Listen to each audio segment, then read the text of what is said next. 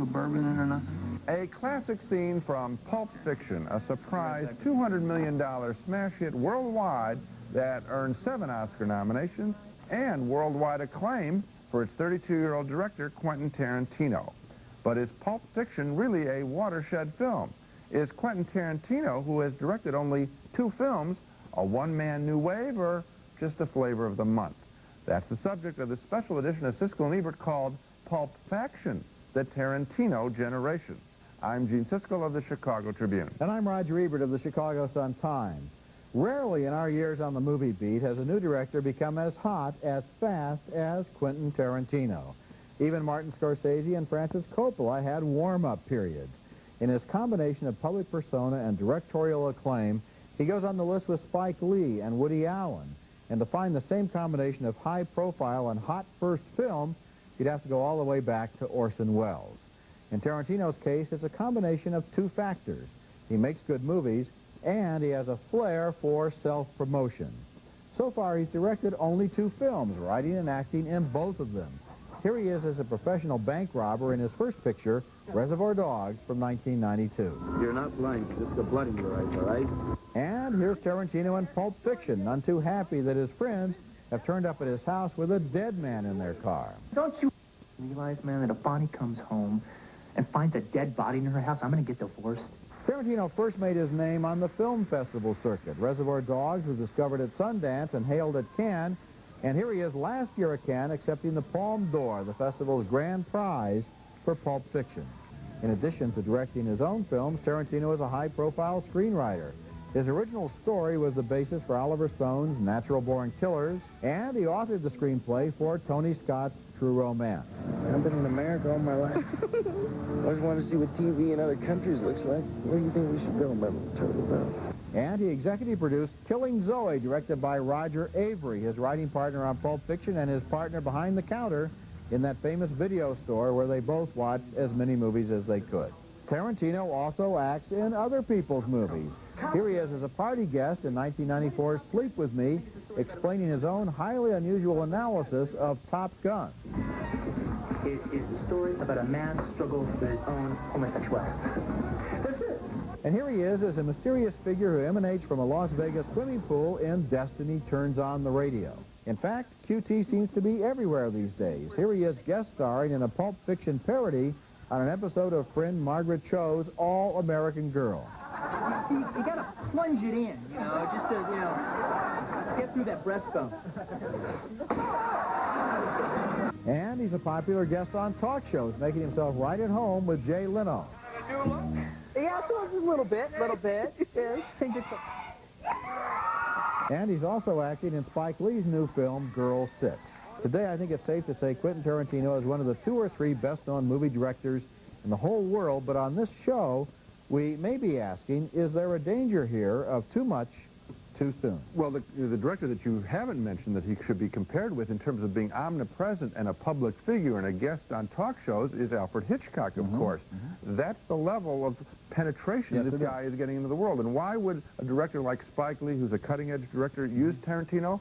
Because I think he embodies this Generation X in a way that you're buying the whole generation and whatever it means, and no one can get a handle out of it, but he has the high energy, and he is right there representing, and that's why we're calling it the Tarantino generation, because it really is. He represents a moment in time. He's been called the first director who's a rock and roll star. Okay, let's go back to 1992 to our first introduction to Tarantino under the film he first directed and wrote, Reservoir Dogs, a bloody foul-mouthed howl that turns the crime film genre upside down, giving us a pack of thieves who are trying to figure out why their robbery went so terribly wrong. We were set up. The cops were there waiting for us. What? Nobody set anybody up. And what was our reaction to Reservoir Dogs then? Here's an excerpt from our original review. There are too many scenes of behavior and no scenes of insight. And as the guys assemble back at the warehouse, there's too much talk from characters who should really be unconscious or mad with pain instead of giving us all that dialogue. I liked the movie as far as it went. I wanted it to go further and try more. I had the same reaction, Roger. I thought it was a lot of an exercise in style, but then I got that really quick. I mean, I understand what he's trying to do here, which is to show things in crime movies that crime movies don't show. For example, the sloppiness. the humor. But we get that within 15 minutes. And I stand by that review. We would await his next film, and it would deliver on the promise of Reservoir Dogs, as Tarantino, working with writing partner Roger Avery, delivered an Oscar-winning script with Pulp Fiction, giving rise to a voice as original, I think, in the movies as David Mamet's work was a decade earlier in the American theater. Boy, is that a good comparison between Tarantino and Mamet, because in both cases, what they're giving us is something that superficially sounds like realistic dialogue, and the more closely you listen to it, the more you realize it's written dialogue. Yes. It's not recorded off the street. It's created as an imaginative work. And it has resonance in the kinds of things that are left out of other movies. Yes, it does. This, if we have to explain the phenomenon, and it's really there, and if there's some substance in his work, it is just like in the picture I didn't like, and you didn't like, Reservoir Dogs, where he shows us the stuff you don't get normally in a crime picture. Here, you're hearing words you don't normally hear in American movies. Instead of the ordinary crime picture, which is on automatic pilot and all of the dialogue simply serves and pushes ahead the plot. When we come back, when they added up the best 10 lists in 1994, compiled by hundreds of American film critics, the fiction film that placed highest was Pulp Fiction. Some people love it, some people hate it. We'll take a hard look at it when we come back. Continuing our special show on writer-director Quentin Tarantino, triggered by the success of his film Pulp Fiction, I'm sure some viewers are thinking, why are these guys devoting a whole half hour basically to just one film? Is it that important? Well, I think the answer is obviously yes. To begin with, the influential movies in Hollywood history are always the surprise hits. In the case of Pulp Fiction, you have a surprise hit of major proportion. A film that cost only about $8 million and yet grossed $100 million in North America, almost the same amount in the foreign box office, and revitalized John Travolta's sagging career. One drink, and that's it. Don't be rude. Drink your drink, but do it quickly. Say goodnight and go home. Another surprise about its wide acceptance, the film seemed exceedingly violent. Some argued it should have been rated NC-17 for adults only, but on close inspection, Pulp Fiction, as intense as it is not quite as violent as it seems. For example, take a look at this scene. Bruce Willis is about to eviscerate a guy with a samurai sword, but look, you see the swing of the sword, but not its contact because he's facing away from the camera. Then, the stabbing, but below the frame of the scene. You do not see the sword enter the body. Now, the violent intensity of Pulp Fiction calls to mind other violent watershed films that were considered classics in their time and still are. Hitchcock's Psycho, Arthur Penn's Bonnie and Clyde, and Stanley Kubrick's A Clockwork Orange.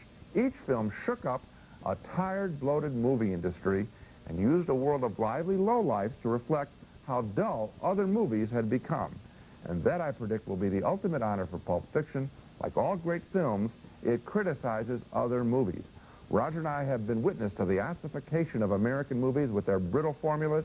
Pulp Fiction is a refreshing mind-bender. And audiences are saying they'd rather spend time with these creeps than with the boring straight people that occupy most American films. Boy, I agree with that, Gene. And you know, out in Hollywood, there are screenwriting workshops and books and outlines and computer programs that tell you exactly how to write a movie, and we're beginning to go to the movies and recognize movies that have been written out of these formulas. Yeah. Here's a guy who comes along and says, throw away all that junk, let's make it up fresh. Yes, well, you know, he's talked about how he loves certain scenes, classic scenes from other movies, and what he's done is just throw one after another. You've got it. Okay, I've looked at Pulp Fiction several times now, and during a week at the University of Virginia, I spent 10 hours going through it one shot at a time with a large group of students. I think there are several things that add to the movie's appeal. One is Tarantino's strategy of toying with the audience by delaying action and violence with humorous dialogue. In this scene, two hitmen are going on a job. They're discussing foot massage. They get to the apartment where their victims live, and instead of going in, they keep on talking. The camera, which has followed them this far, stays planted impatiently in front of the door, pivoting as they walk on, still talking. Well, look, just because I wouldn't get no man a foot massage, don't make it right for myself to throw Antoine off a building into a glass mother house. Not the way the nigga talks. That ain't right. What everybody notices is how the film's chronology is all mixed up. This isn't a linear narrative. It starts and ends by doubling back on itself to the same location, a coffee shop. I love you, I love you, honey bunny. Everybody be cool, this is a robbery! Every one of the major sequences in Pulp Fiction ends with a character being saved. But if you told the story in chronological order, that would get monotonous. This way, the audience stays on its toes. Oh, we absolutely stay on its toes, and I'm glad that you mentioned the sequence. I really think it is sort of a paradigm for the whole success of the picture, which is that the killers talk personally about meaningless stuff before they go on their job. It's that extra scene, that extra bit that would get lopped off by another kind of director, editor, or production executive. He lets things run on sloppy. It's those loose ends, which Andy Warhol, a great critic, Andy Warhol said that the outtakes of most pictures would be more interesting than what's put in a picture. Tarantino's success is devoted to the same thought process. Of course, not everyone likes Pulp Fiction as much as we do. Coming up next, we'll put some of the most common objections to the film to one of its stars, Samuel L. You think we're obsessed with Tarantino and Pulp Fiction? This is just the tip of the iceberg. This movie has been as painstakingly analyzed as the Dead Sea Scrolls. The information superhighway is just buzzing with worldwide discussions about every frame of this movie. Here are a couple of sample screens from the internet, the World Wide Web, where there are dozens of Tarantino areas. Thousands of messages about Pulp Fiction have been sent and received for months now from all over the world, and reflecting the conviction of some people that Pulp Fiction has an underlying spiritual message, the internet even has an online Church of Tarantino. What are some of the favorite details these people are analyzing? Well, of course, there's that infamous glowing briefcase. What's in it? We never see, but people have countless theories. We happy? Yeah, we happy. And they notice that the yellow glow from the case is also seen at the moment the two hitmen shoot their victims. The case belongs to the crime boss, Marcellus Wallace. The combination on its lock is 666, the sign of the devil. Is Marcellus the devil? Take him to the kennel, stick the dogs on his ass. We'll find out for damn sure what he knows and what he don't. Some people think the Band-Aid on Marcellus's neck hides the number 666. Actually, it hides a scar on the neck of actor Ving Rhames, but try telling that to the Tarantino buffs. So much for the rabid fans of Pulp Fiction. What about its many detractors, people who saw it and loathed it, and people who object to the very idea of it? I recently asked one of the stars of the film, Samuel L. Jackson, about the most common negative reactions to Pulp Fiction, beginning with it being too violent. Actually, they killed 6 more people in Bullets Over Broadway than we killed in Pulp Fiction. So, take your pick. It celebrates people who are creeps. Well, Forrest Gump celebrates people who aren't as bright as we normally like people to be. It's just a story. It's a story about some people that you don't normally spend time with, but you get to spend time with them and find out a little bit about them. It has no moral center. The story is totally about redemption. Everyone in that script whose life is spared is given another chance to do something with their lives that hopefully they will do the right things with them. My favorite scene is when you, with a gun, are a peacemaker at the end of the picture. Huh. The truth is, you're the weak, and I am the tyranny of evil men. But I'm trying, Ringo. I'm trying real hard to be the shepherd.